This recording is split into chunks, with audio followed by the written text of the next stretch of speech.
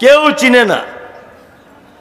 কোথায় রাজমিস্ত্রি কন্ট্রাক্টারি কাজ টাজ করে আল্লাহ দিয়েছে 20-50 লাখ টাকা, 1 কোটি টাকার মালিক হয়েছে। শুধু টাকা গুনছে, স্টেট ব্যাংকে 5 লাখ, পাঞ্জাব ব্যাংকে 17 লাখ, IDFC-তে 20 লাখ, শুধু এই করছে, বুঝলেন না? আর বুকের ছাতি এরকম করে রাস্তা দিয়ে ঘুরছে, কি ছিনু আর কি হুনু, বুঝলেন না? খুব অহংকার হয়েছে, কোন দিকে যে পা ফেলে ঠিক পায় না। আর মৌলভী সাহেব দেখলে সালাম করে না, যদি মাদ্রাসায় টাকা চায় সালাম করে না। মৌলভী সাহেব দেখলে অ্যালার্জি, যে খুব অহংকার করছে। হাতে সোনার ব্রেসলেট, গলায় সোনার বড় ময়ূর মার্কা চেন। ও মামু, তোমাদের গ্রামের কবরস্থানে ফজরের পরে একবার ঘুরে আসবে, দেখবে তোমার দাদুর হাড়কোর মাটিতে মিশে গেছে, তোমার আব্বাও একই কেস। তুমি যাচ্ছ না কেন? মরণই তাই। তুমি চলে গেলে তোমার কবরে হাড় মিশে যাবে, তোমায় কেউ খোঁজ নিতে যাবে না। 2 দিন 4 দিন তোমার বেটারা কাঁদবে, তারপরের দিন রাস্তার ধারে জমি জায়গা নিয়ে 4 বেটার মধ্যে একজন খুন হয়ে মারা যাবে। কি বললাম বুঝলেন না? কেউ যাবে না। আহা, মাল গুনে গুনে রাখছে। আল্লাহ তাআলা বলছেন, আল্লাযী জামা মালাহু আদ্দাদা ইয়াহসাবু আন্না মালাহু আখলাদা। মনে মনে এটাও ভাবছে আমার মাল চিরস্থায়ী থাকবে, মালই আমাকে বাঁচাবে। বাঁচাতে পারে? মুর্শিদাবাদ ঐতিহ্যবাহী জেলা, বাবর বেঁচে নেই, মমতাজ নেই, নবাব সিরাজউদ্দৌলা বেঁচে নেই, মীর জাফর নেই, আকবর নেই, সেকেন্দার নেই, কেউ নেই পৃথিবীতে। কিছুদিন আগে চলে গেলেন বিখ্যাত গায়িকা লতা মঙ্গেশকর, ওর থেকে বেশি গানের কেউ গাইতে পারেনি, 32,000 গান গেয়েছে। কিশোর কুমার বেঁচে নেই, মোহাম্মদ আজিজ বেঁচে নেই, কাদের খান বেঁচে নেই, আমজাদ বেঁচে নেই, কেউ বেঁচে থাকবে না। কোটি কোটি কোটি কোটি টাকার সোনার অলংকার ছেড়ে দিয়ে চলে যেতে হলো। কত টাকার মালিক হয়েছেন? হাতি মার্কা বাড়িতে গেট লাগিয়েছে, জীবনে ভিখারি ভিক পায় না, তাই না? আবার যদি কেউ ভিক চাইতে আসে তা বলে তুমি নামাজ পড়ো, যে না নামাজ পড়ি না, নামাজ পড়ে না, ভিক করতে এস। আবার বলছে তুমি ভিক করতে এসছো, তোমার হাতে অ্যান্ড্রয়েড মোবাইল কেন? হ্যাঁ বেরো, তাড়িয়ে দেয়। আরেকজন ভিক করতে এসেছে, লা ইলাহা ইল্লাল্লাহ মুহাম্মাদুর রাসূলুল্লাহ, কিছু ভিক্ষে দাও। বলছে দেখ ঢং কত, মিনু শাড়ি পরে ভিক করতে এসেছে। এ শাড়ি তুমি পেলে কোথায়? হ্যাঁ ভিক করতে এসেছো, বেরো। হাতে আংটি, অ্যান্ড্রয়েড মোবাইল, আর ভিক চাইতে এসেছে। কেন তাড়ালেন? হ্যাঁ, বাবরি মসজিদ যারা ভেঙেছে তারা ভালো লোক না খারাপ লোক? জোরে উত্তর দেন। খারাপ লোক, তাই না? কিছুদিন আগে আল্লাহর নবীর ব্যাপারে কটূক্তি করেছেন, ভালো মেয়ে না খারাপ মেয়ে? খারাপ। উপর বাংলার আমাদের তসলিমা খালা সাংঘাতিক খারাপ, তাই না? হ্যাঁ, এখন যায় যায় যায় যায় যায় যায় সিরিয়াস অবস্থা। আল্লাহ বলছে সবে বিছানায় শুইয়ে দিয়েছে, এখন অনেক কিছু দাঁড়া, অনেক কিছু বাকি, দাঁড়াও, সবে খেলা শুরু। ভালো লোক নয়, তাই তো? পৃথিবীর সব থেকে নিকৃষ্ট প্রাণীর নাম কি? শূকর, তাই না? আরো নিকৃষ্ট কুকুর, তাই তো? এবার বলুন, যারা বাবরি মসজিদ ভাঙলো, যারা নবীর বিরুদ্ধে কথা বললো, আল্লাহ নবী আর খাদিজার ব্যাপারে যারা চরিত্রে কলঙ্কিত করার জন্য বইপত্র লিখলো, কুকুর খেতে দেয়, শূকরকে আল্লাহ খেতে দেয়।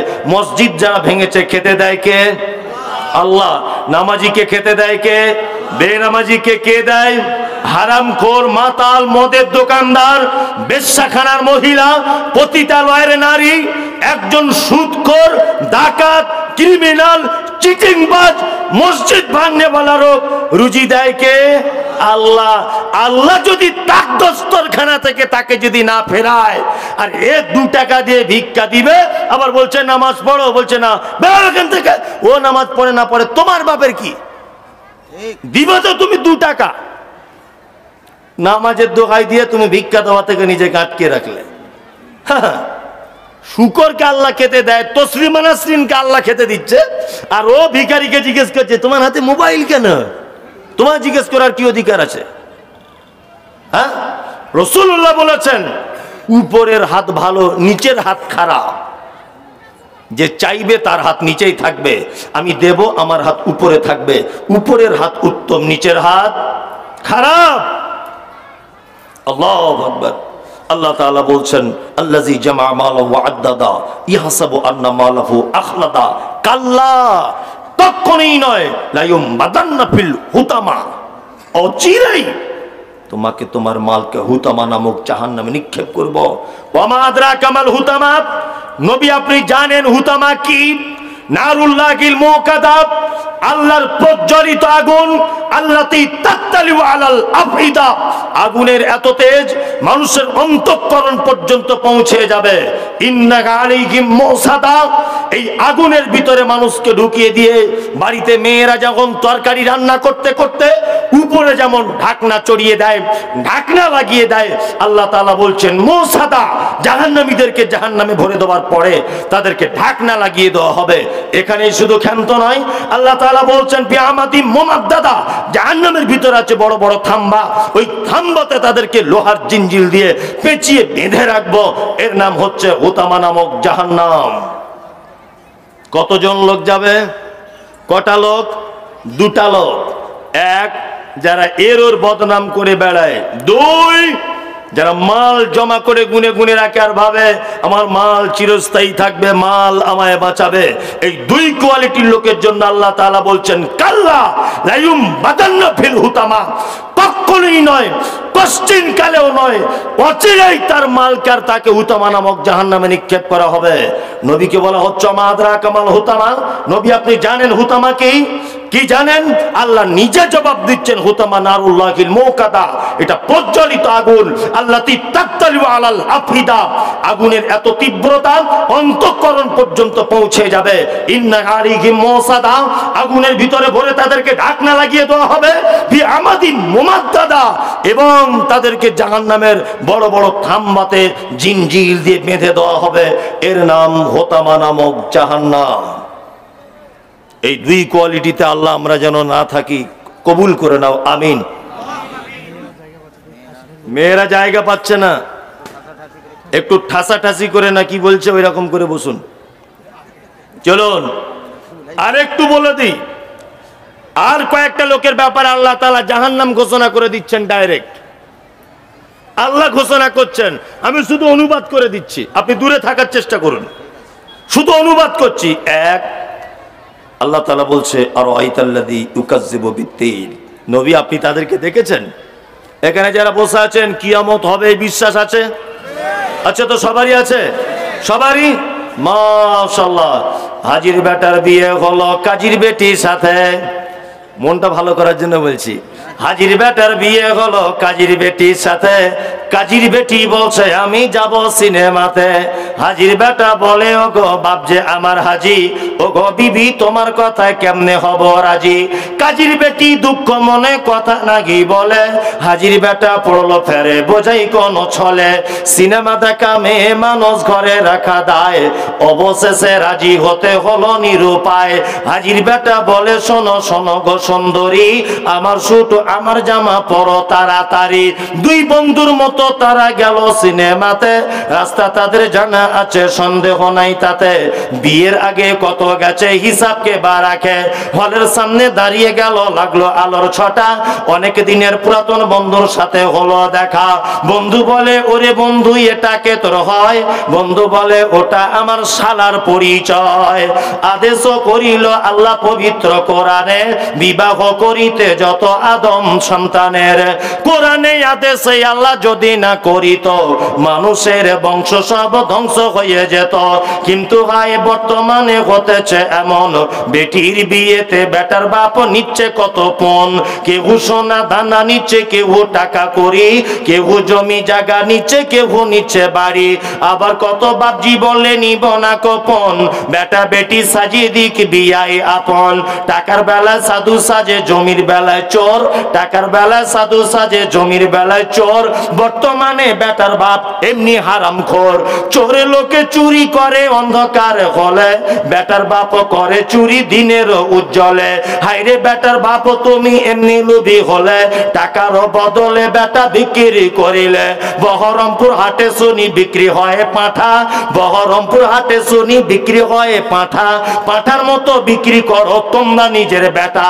হাইরে বেটার বাপ তুমি এমনি লোভী হলে, পাঁঠার মতো বেটা বিক্রি করিলে। তোর জন্য কত নারী বিষ পান করে, কত নারী গলায় দড়ি দিয়ে ঝুলে পড়ে।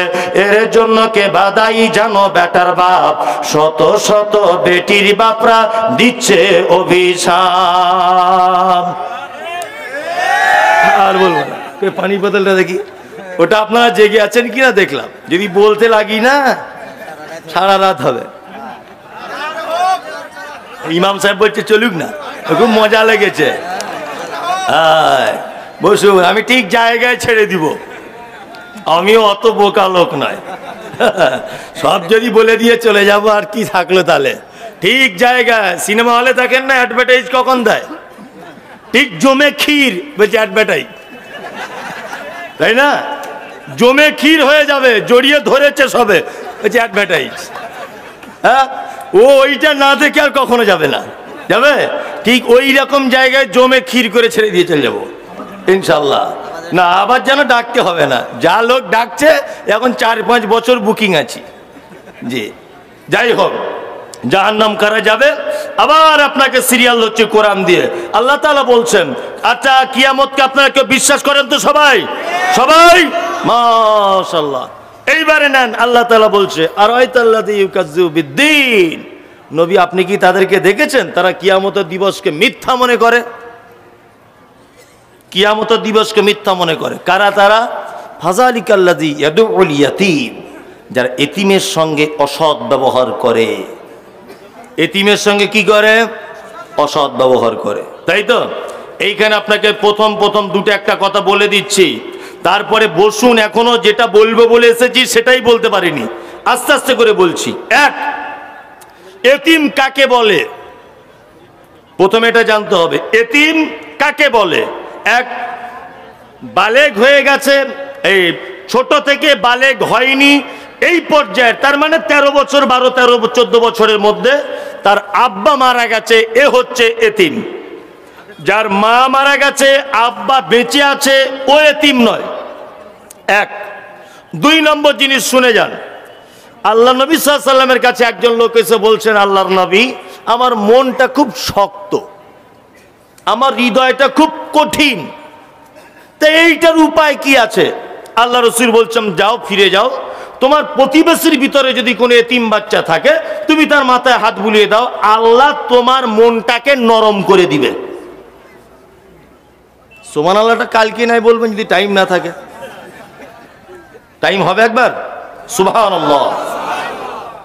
3, আল্লাহ নবী সাল্লাল্লাহু আলাইহি ওয়াসাল্লাম বলেছেন, কোন কন্যার বাপ অর্থাৎ যার বেটি আছে, ওই কন্যার বাপ আর আমি জান্নাতের ভিতরে এই রকম ভাবে থাকবো। এইটা বলার পরে তর্জনী আর মধ্যম আঙুল জমা করে দিলেন আল্লাহর নবী। আমরা অনেক সময় মেয়ে হয় বলে মুখটা ভারী করি না, আর শাশুড়িরা বলে তোর পেটে কি ছেলে নাই? বুঝছে না বৌমাকে, ওর থেকে ফটিকের বেটির সাথে বিয়ে দিলে একদিন 4টে ছেলে হয়ে যেত। আসলে ও শাশুড়ি অশিক্ষিত, বুঝে না। জি, কন্যা সন্তান মানে যেদিন হয়েছে আপনার বাড়িতে, সেদিন আপনার মালে রুজিতে আপনার সংসারে বরকত বেশি হবে ইনশাআল্লাহ। কি বললাম বুঝলেন না? আল্লাহর নবী বলেছেন, আমি আর কন্যার পিতা জান্নাতে এইভাবে থাকব। আর আল্লাহর নবী বলেছেন, আমি আর এতিমের দেখাশুনোকারী আমরা দুজন জান্নাতে এইভাবে থাকব। বলার পরে আঙুলটি হালকা ফাঁক করে দিলেন। এতটা ডিফারেন্স, আমি আর এতিমের দেখাশুনোকারী দুইজনা থাকব। আলহামদুলিল্লাহ, এতিমকে দেখাশুনো করলে কোথায় যাওয়া যায়? জান্নাত। আমি মমতাজুল ইসলাম অনেক এতিমের এটা দিমাগ অহংকার নয়, দায়িত্ব নিয়ে পড়াশোনার দায়িত্ব নিয়ে রেখেছি। সোহেল ভাই আমার মাদ্রাসায় গেছে, আবার এবছরও জলসা মাদ্রাসায় করব, আবার যাবেন। আমার একটা মহিলা এতিমখানা মাদ্রাসা আছে, আলহামদুলিল্লাহ দোয়া করবেন, আপনাদের দোয়া কবুল হয়ে গেলে আরো বড় আকারে হবে ইনশাল্লাহ। সব সমাজে রাস্তাঘাটে যখন চলবেন এতিম ফকির অসহায় মানুষদের পাশে দাঁড়াবেন। এইবার মূল যে কথাটা আপনাকে বলবো সেটা হচ্ছে এই, এতক্ষণ কোরআন এবং হাদিস শুনে যা বুঝলেন, এতিমের সঙ্গে অসৎ ব্যবহার করবেন না ভালো ব্যবহার করবেন, কোনটা ভালো? সবাই চিল্লাবেন না। এবার বয়স্ক লোকদের দুটো একটা জিনিস জিজ্ঞেস করছি, বয়স্ক লোকেরা, তার মধ্যে আপনারা দুজন বলবেন, কঠিন কথা নয়, খুব সহজ কথা। আপনারা দুজন বলবেন, আর সামনে আপনারা দুজন, আর পিছনে আপনি বলবেন, এই 5 জন টোটাল, আর কেউ বলবেন না। আচ্ছা আমার দিকে ফিরুন। আমার এক বেটা আছে, আমার আব্বা আছে, 3 জনে আমরা জীবিত। আমি বেঁচে আছি, আমার বেটার বয়স 3.5 বছর। ভালো করে শুনুন, আমার বেটা, আমি, আমার আব্বা 3 জনাই বেঁচে আছি। আমার বেটার বয়স 3.5 বছর। আমি হঠাৎ করে মারা গেলাম। বলুন তো, আমার 3.5 বছরের বেটা আমার বাপের সম্পত্তির ভাগ পাবে কি পাবে না? ইয়েস, পাবে না। পাবে? কথা বলুন, পাবে না। কেন আল্লাহ এ পদ্ধতি করলেন? সব জায়গাতে বলছে এতিমের সঙ্গে সদ্ব্যবহার করো, অথচ আমি যখন মারা গেলাম আমার বেটা এতিম হলো কি হলো না? হলো। আল্লাহ কেন তার ব্যাপারে ওয়ারিসের পদ্ধতি কেন বললেন না যে দাদুর সম্পত্তির ভাগ পোতা পাবে? কেন? এটা একটা কঠিন জায়গা, কঠিন জায়গা নয়? আল্লাহ এখানে দাদুকে কঠিন পরীক্ষায় ফেলে দিয়েছে যে দাদু আগে ঘরের এতিমের সঙ্গে কেমন ব্যবহার করছে দেখবো, তবেই তো পরের এতিম। হ্যাঁ, অনেক দাদু রয়েছেন, বেটা মারা গেছে বলে রাস্তার ধারের জমি বৌমা পেয়ে যাবে বলে, পোতা পেয়ে যাবে বলে বৌমাকে মিথ্যা অপবাদ দিয়ে, মিথ্যা বদনাম দিয়ে পোতাকে আর বৌমাকে ঘর থেকে নামিয়ে দিয়েছে। সারা পশ্চিম বাংলার মাটিতে অহরহ এর দৃষ্টান্ত রয়েছে। আমার কাছে এমনও দৃষ্টান্ত রয়েছে, দাদু মারা গেছে, পোতা খাট ধরে রেখে দিয়ে বলছে আমি আর আমার মা ফুটপাতে বসবাস করি, আমার মামারাও দেখাশুনো করে না, ছোটতে আমার আব্বা মারা গেছে বলে দাদু বঞ্চিত করে দিয়েছে। আল্লাহর কসম, দাদু তোমাকে কিয়ামতের মাঠে আসামির কাঠগড়াতে দাঁড় করানো হবে। আল্লাহ তোমাকে ইনসাফ করতে বলেছে। ওই এতিম ও তোমার ব্যাটারি ঔরসের বাচ্চা, ওর প্রতি তোমাকে ইনসাফ করতে হবে। আমরা দাদুরা শুধু বৌমাদেরকে পাশবিক অত্যাচার করে মিথ্যা বদনাম দিয়ে জমি যাতে না পায় বৌমাকে আর পোতাকে মায়ের বাড়ি পাঠিয়ে দিয়েছি। এই ঘটনা হয় কি হয় না? হয়, অবশ্যই হয়। ওই দেখুন একজন বলছে আমার বেটির সাথে ব্যবহার করা হয়েছে। এই দেখুন, কোথায় জান্নাত খুঁজছেন? ওই লোকটাই দেখছি আবার জমি বিক্রি করে হজ করে তসবি নিয়ে ঘুরছে, বুঝলেন না? হজের আগে জমি ভাগ করছে। বেটাদেরকে বলছে রাস্তার ধারের মেন জায়গাগুলো তোরা 3 ভাইলে, আর বেটিদেরকে বলছে ওই বিলে পানি জমে থাকে তোরা 3 মুনে লিয়ে, কিছু মনে করিস না। মনে মনে ভাবি যে প্লেন ভেঙে যাবার কথা, তো ও যে প্লেনে গেছে, ও যে জমি ভাগ করেছে, শুধু অন্য হাজি আছে বলে প্লেন ভাঙেনি, তাছাড়া ভেঙে যেত। চি চি চি চি চি। আর শুধু কাবা শরীফে গিয়ে বলছে লাব্বাইক আল্লাহুম্মা লাব্বাইক, আল্লাহ চলে এসেছি। ফেরেশতারা বলছে বাঁশ রেডি করছি, চল। তুই যে জমি ভাগ করে এসেছিস, বাঁশ রেডি করে রেখেছে। ছি ছি ছি ছি ছি ছি। জমি ভাগ করার তোমার যা স্টাইল, তোমার হজ, তোমার হজ অত সহজ নয়। এইখানে ঠিক করবে, ওইখানে মজা পাবে। এখানে ভালো গাছ লাগাবে, ওইখানে ভালো ফল পাবে। আর এখানে যদি আলকুশি লাগাও, ওখানে পাছা চুলকাবে। এই বলে দিলাম, তুমি যা করেছো সর্বনাশ, সব আলকুশির গাছ লাগিয়ে দিয়েছো। কি বললাম বুঝলেন? ছি ছি ছি ছি ছি। আল্লাহ বলছে এতিমের সঙ্গে সদ্ব্যবহার করো। চলুন, আপনি রাস্তা দিয়ে যাচ্ছেন, মুদিখানার দোকানে আপনার পোতা বলেছে দাদু গো আমার জন্য 2টো ক্যাডবেরি কিনে আনবে।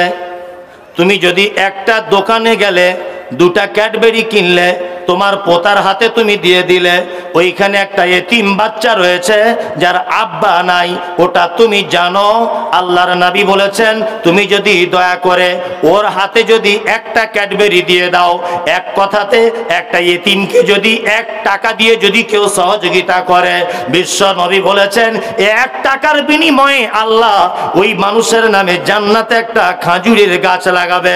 আম্মা জান আয়েশা বলছেন ও দয়ার নবী গো, এতিমকে দান করলে জান্নাতে যে গাছ লাগানো হয় এই গাছটা কত বড়, গাছটা কি আমাদের মদিনার মতো হবে এই রকম সাইজের? বিশ্ব নবী বলছেন আয়েশা রে, এতিমকে 1 টাকা দিয়ে যদি কেউ সহযোগিতা করে জান্নাতে যে গাছ তার জন্য লাগানো হবে, একটা দ্রুতগামী ঘোড়া 100 বছর যদি চলতে থাকে তবুও সেই খাজুরের গাছের ছায়াটা একদম শেষ করা যাবে না। চকলেট নিজের পোতার জন্য কিনে দিলেন, আলহামদুলিল্লাহ। পাশে যদি দেখেন একটা এতিম বাচ্চা দাঁড়িয়ে আছে, অন্তত তাকে একটাও কিনে দেন। জি, তবেই তো আপনি মানুষ, তবেই আপনি মানুষ। আল্লাহু আকবার। রমজান মাসে মাদ্রাসার বিল বই চেক নিয়ে অনেক সময় আদায় টাদাই করতে যেতে হয়।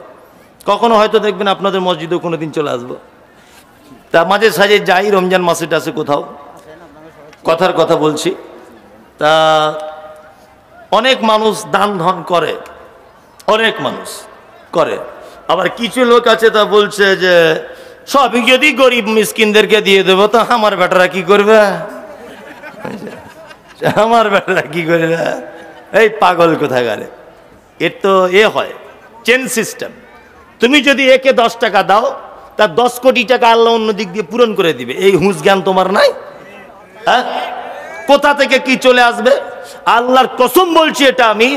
ওই পারভেজ আছে এখানে, সোহেল ভাই আছে, আমার নিজের অভিজ্ঞতা, আমার গাড়ির ড্রাইভারকে জিজ্ঞেস করুন, ও আমার থেকে বড় আলেম, আমার গাড়ি যে চালায় ও আমার থেকে বড় আলেম, অনেক ফতোয়া ফারায়েজ কোরআনের আয়াত ওর থেকে আমি নিই। আবার আমি কোথাও ভুল বললে ও গাড়িতে বসে বসে আমায় বলে ভাই এটা আয়াতটা ভুল হয়ে গেছে, আল্লাহর কসম আমাকে বলে। আর আমি ওকে বলে রেখে দিয়েছি ভুল হলে তুমি বলবে, কারণ আমি 10,000 কথা বলছি, ধরে নেন 2টো কথা তো মিস হতেই পারে, হতে পারে না? ওকে বলে রেখেছি যে তুমি আমাকে ভুলটা ধরাবে। পরশু দিন বলছে ভাই মা আতাকুমুর রাসূল ফাখুযুহু ওমা নাহাকুম, আমি বলে দিয়েছি ফামতাহু, আনহু শব্দ এসেছে মাঝখানে, এটা বাদ দিয়েছি। গত পরশু দিন তো আমাকে রাত 2টোর সময় বলছে ভাই এই শব্দটা বাদ গেছে। আলহামদুলিল্লাহ, হয়তো বাদ চলে গেছে বলতে বলতে।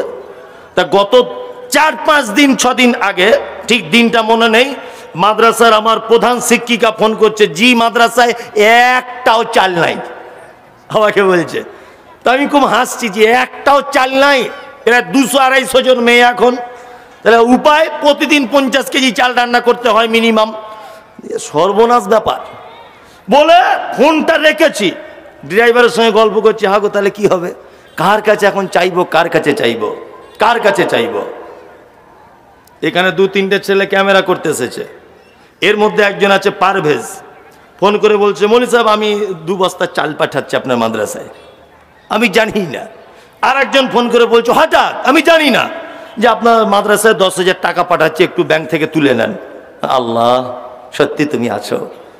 এতিম ফকিরদেরকে ভালোবাসলে আল্লাহর তরফ থেকে গায়েবী সহযোগিতা আসে, আসে না? আসে, গায়েবী সহযোগিতা আসে।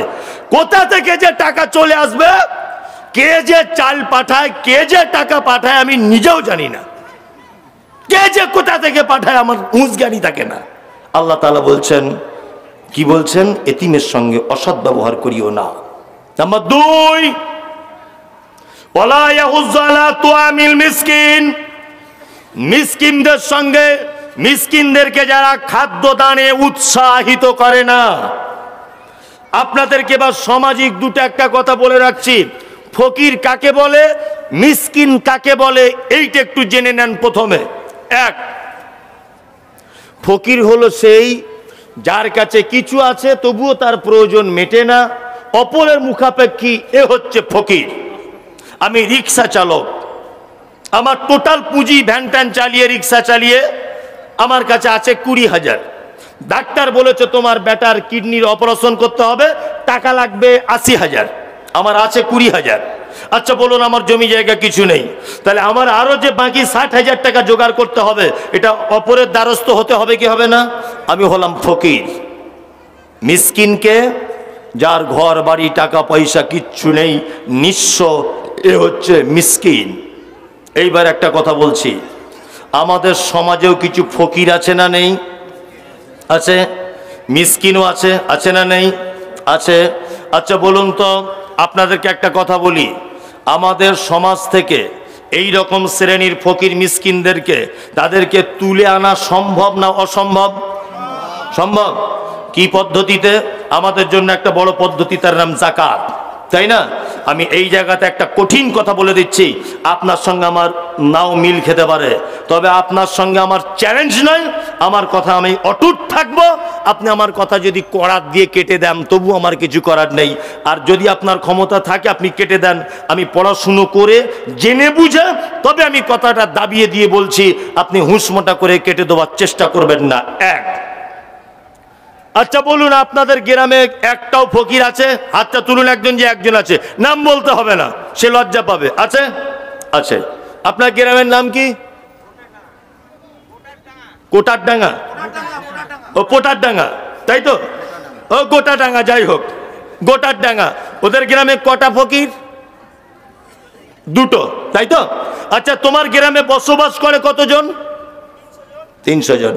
বলুন, এই 300 জনের জাকাতের টাকা, 300 জন ধরে নেন জাকাত দেয় না, তার জন্য 100 জনের তো জাকাত হয়। এই 100 জনের জাকাতের টাকা যদি ওই 2 জনের মধ্যে যদি বিলি বন্টন করা হয়, বলুন তো গ্রামের ভিখারি দুটো সচ্ছলতায় আসবে কি আসবে না? আসবে, আসবে। এই সিস্টেম চালু করুন। জাকাত দেওয়ার সময়তে ওই 20টা বহরমপুর থেকে শাড়ি কিনে এনে বিলি করছে। শাড়ি তুমি কিনতে গেলে কেন? ওটা তোমার বাপের টাকা নাকি? ওটা গরিব মানুষের টাকা, টাকাই তোমাকে দিতে হবে। সবাই যদি ওকে শাড়ি কিনে দেয় তো কি ঈদের দিনে শুধু সাবান কিনে গায়ে মাখবে, রান্না বান্না করবে না? কেন শাড়ি দিতে হবে কেন?